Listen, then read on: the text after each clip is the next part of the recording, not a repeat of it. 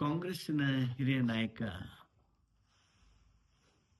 ಶಾಮನೂರು ಶಿವಶಂಕರಪ್ಪ ಅವರು ಇಂದು ಸಂಜೆ ವಿಧಿವಶರಾದರು ಅನ್ನೋದನ್ನ ಕೇಳಿ ಸಹಜವಾಗಿ ತೀವ್ರವಾಗಿರ್ತಕ್ಕಂಥ ದುಃಖ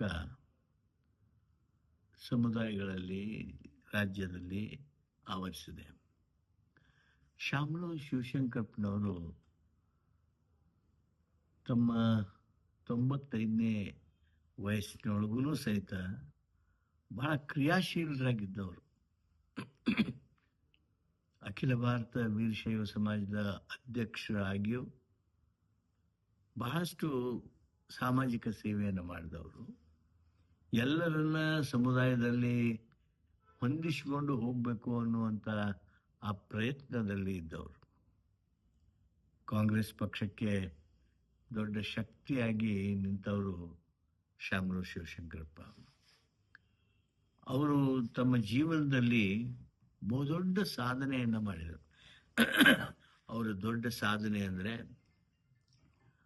10 ಶೈಕ್ಷಣಿಕ ಸಂಸ್ಥೆಗಳನ್ನು ಕಟ್ಟಿದ್ರು, ಬೆಳೆಸಿದ್ರು.